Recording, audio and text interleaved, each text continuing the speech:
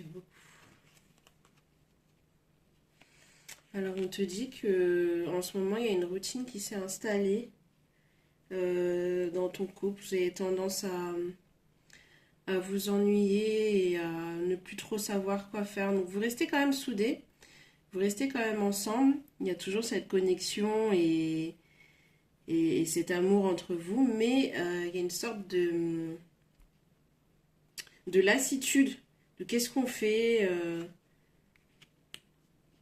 qu'est-ce qui pourrait faire changer les choses, donner un petit peu de peps. Et vous êtes assez mélancolique des moments passés où vous étiez vraiment en raccord et, et que vous aviez une belle symbiose, une belle unité, vous étiez tellement proches et compatibles. Et là, il y a un événement qui s'est passé qui fait que vous êtes démoralisé et vous avez peur en fait que ça vous mène à une séparation, du fait que vous n'arrivez plus à trouver un fil conducteur qui vous relie. Et, et ouais, c'est ça, c'est la mélancolie des moments passés, un peu nostalgique, pessimiste par la suite, parce que comment faire débloquer la situation. Et on me parle du fait que c'est en lien avec la famille. Peut-être la famille qui prend trop de place ou alors plus le temps de faire des choses en fait de votre côté. Et vous êtes trop disponible pour la famille et vous n'avez plus le temps ni pour vous d'ailleurs ni pour le couple. Ce qui fait que en fait les premiers qui en pâtissent c'est vous. Vous mettez votre famille bien au chaud, dans une bonne condition, dans une bonne situation pour que tout le monde soit heureux. Voilà, parce que ce sont vos principes et vos valeurs, mais le problème c'est que vous en pâtissez. Et, et on me dit qu'il y a aussi le fait que... Alors il y en a un de vous deux qui est plutôt fermé en ce moment, qui a le cœur fermé, mais ça ressemble à... Il y a dû y avoir une trahison. Une trahison, quelque chose qui vous a vraiment blessé. Et vous avez décidé de sceller votre cœur. Donc là, vous avez toujours... euh, il a la clé de votre cœur. Il l'a. Mais vous l'avez tellement cadenassé, combien même il a les éléments pour vous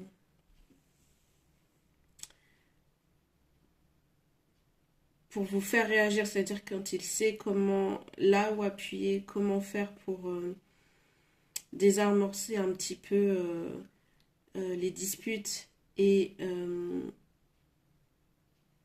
comment vous apprivoiser et vous approcher pour vous reséduire d'une certaine façon et pour se faire pardonner. Le problème, c'est que là, non seulement il y a un cadenas et combien même il essaierait d'ouvrir avec la clé, c'est que le cadenas, il est lui-même enchaîné par des maillons, quoi. Donc là, c'est compliqué, c'est comme s'il fallait une deuxième... C'est comme s'il y avait en fait un deuxième cadenas dont il n'a pas la clé. Donc là, il n'y a que vous qui pourrez en fait désamorcer cette situation, clairement. Et comment, j'aimerais bien regarder avec mes cartes de ce que vous pouvez faire personnellement.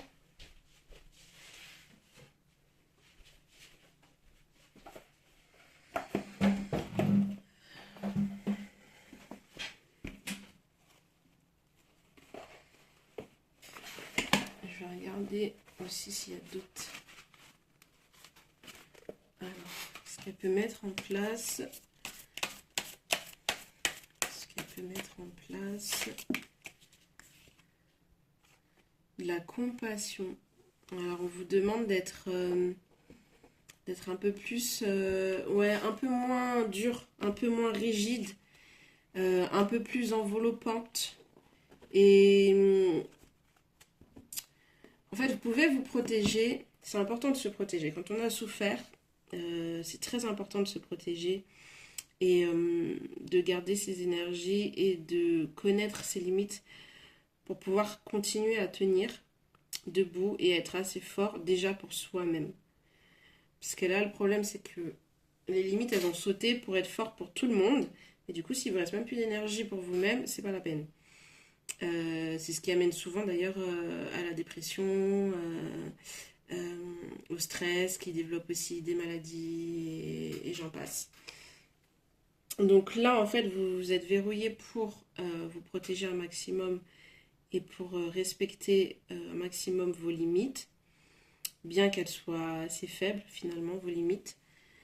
Mais on va vous demander de rester dans cette position où vous vous préservez, mais d'ouvrir un petit peu les yeux et d'allumer vos antennes pour... ne perdez pas votre côté empathique, très humain, très empathique. Essayez de comprendre l'autre dans sa position parce qu'il vous veut... En vérité, il vous veut pas du mal. Il est ok pour faire en sorte que cette relation elle s'améliore et que vous avanciez et que vous alliez de l'avant. Ça, il n'y a aucun problème avec ça. Il a envie, mais son travail fait que c'est très compliqué. Son rythme de vie fait que c'est très compliqué et il a un peu le cul entre deux chaises, excusez-moi, les fesses entre deux chaises. Et c'est ce qu'il faut que vous essayiez d'être un peu plus souple là-dessus, un peu plus compréhensive. Et c'est pas de sa faute si là vous êtes en manque d'amour et d'attention parce que vous avez tout donné.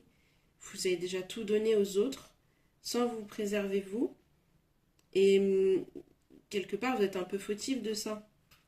C'est vrai qu'il y a la situation de la vie qui fait que, mais si vous aviez mis vos limites un peu plus tôt, les choses seraient différentes aujourd'hui. Donc vous ne pouvez pas le tenir responsable du fait que vous ayez du mal à placer vos limites. Voilà. Donc après on en revient au dicton qu'on a l'habitude d'entendre. Hein. C'est-à-dire que si on ne prend pas soin de soi, comment vouloir prendre soin des autres, hein. C'est compliqué. Il faut se préserver en termes d'énergie. Je ne sais pas s'il y a d'autres actions que vous pouvez poser. Le pardon. Il faut pardonner. On vous demande de pardonner. Ouais, on vous demande de pardonner. Je ne sais pas ce que vous avez à pardonner, mais ça a l'air d'être lourd quand même là. Hein. Ça a l'air d'être très lourd. Ça vous prend en énergie, ça vous bouffe. Et ça a l'air de faire mal. Et comme si vous étiez dans un cercle infernal. Un cercle infernal où ça tourne en rond dans votre tête. Ça tourne en rond, ça tourne en rond, ça tourne en rond et vous n'arrivez même plus à vous concentrer sur autre chose. Vous essayez, mais à chaque fois, ça revient vers vous.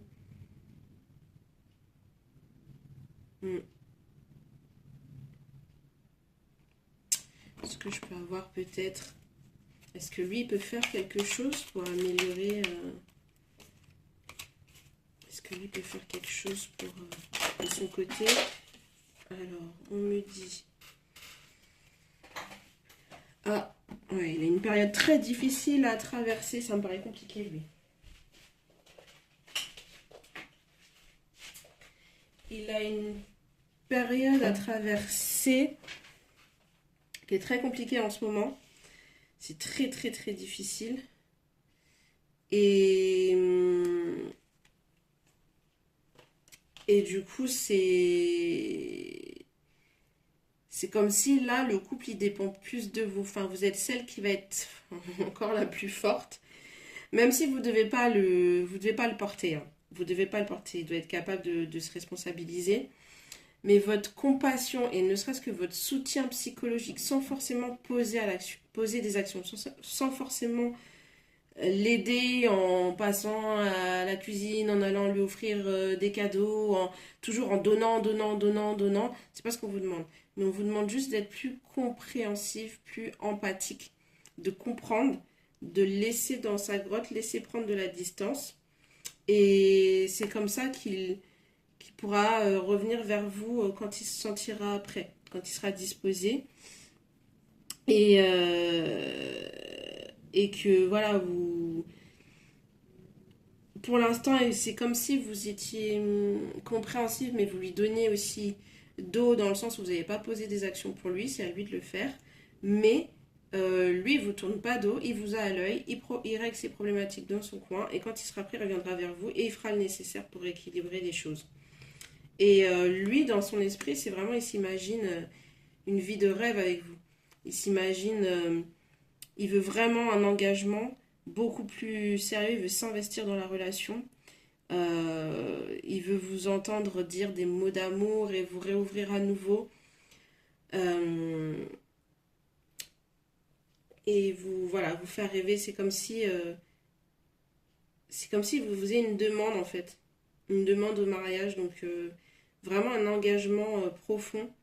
Et que si vous êtes déjà marié, ben, comme si il voulait renouveler en fait les vœux pour faire un nouveau départ. Et,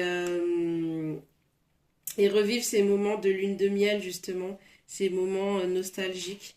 Donc il initiera peut-être un voyage, un départ, un petit week-end par la suite à son retour pour justement vous reconnecter, être séparé des enfants, de la famille et de toutes les sources extérieures qui vous bouffent en énergie pour vous reconnecter. Et en ce moment même, donc ouais, ça revient comme quoi il vous a... En attendant ce moment, en attendant qu'il soit prêt, il continue à vous espionner. En fait, il vous surveille, il vous a à l'œil parce que ben, il sait que pour l'instant, il n'est pas prêt à vous donner ce qu'il peut vous donner, enfin ce que vous attendez. Mais il ne veut pas pour autant que vous lui filiez entre les doigts. Donc, il a l'air assez jaloux, hein, en fait. Il a l'air assez jaloux. Et... Mais très doux. Très très doux dans le fond. Et c'est pas une surveillance malsaine. C'est vraiment, il y a beaucoup d'amour en fait dans cette relation. C'est un peu triste que ça se passe comme ça, mais c'est marrant parce que vous avez vraiment envie d'être ensemble. C'est ce que je vois. Vous avez très envie d'être ensemble. Pas mal de choses qui tombent. Il y a une question d'ego. On me dit qu'il y a pas mal d'ego qui entre en jeu. Beaucoup d'ego et que c'est possible que l'ego par contre soit de votre côté. Parce que vous avez tendance à vouloir contrôler les choses, ne pas lâcher prise. Et de ce fait,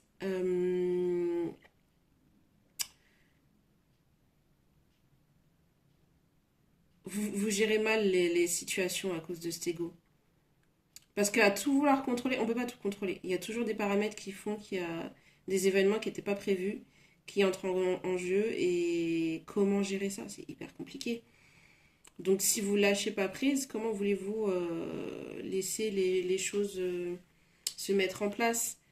Il y a des choses sur lesquelles on a le contrôle, les choses sur lesquelles on n'a pas le contrôle, on laisse tomber.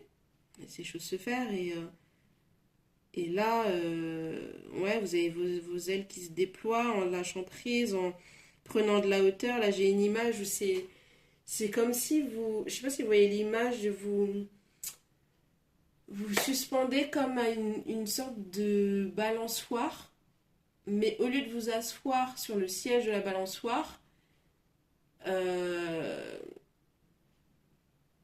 non, je sais plus, il y a une activité artistique comme ça où on se suspend sur une sorte de balançoire, mais en fait on se met les creux des genoux sur la barre et du coup on a la tête en bas et la partie haute du corps qui se balance, mais en inversé, avec les cheveux qui tombent au vent et on se balance comme ça. Et ça donne une sensation en fait de liberté et de... Bah, j'ai le contrôle sans avoir le contrôle finalement. Et je réfléchis plus, allez, je me laisse aller. Et je laisse les choses s'installer comme, comme elles doivent s'installer tout simplement. J'ai posé mon intention, je sais ce que je veux, j'ai confiance en mon couple, j'ai confiance en mon homme, j'ai confiance en moi. C'est pas le moment, on vit une période un peu difficile, mais ça va aller. Et j'ai tiré en dernière carte la clé, ouais, le bonheur, qu'en fait, une fois que toutes ces choses seront mises en place, et ben chaque rouage et chaque pièce du puzzle vont s'assembler et ça va rouler tout seul, ça va revenir rouler comme un caron, comme on dit. Donc voilà pour le tirage de ce jour. Si tu veux des questions, enfin un tirage personnalisé, privé ou que ce tirage t'a parlé, que tu veux un peu plus d'infos, bah n'hésite pas à me contacter.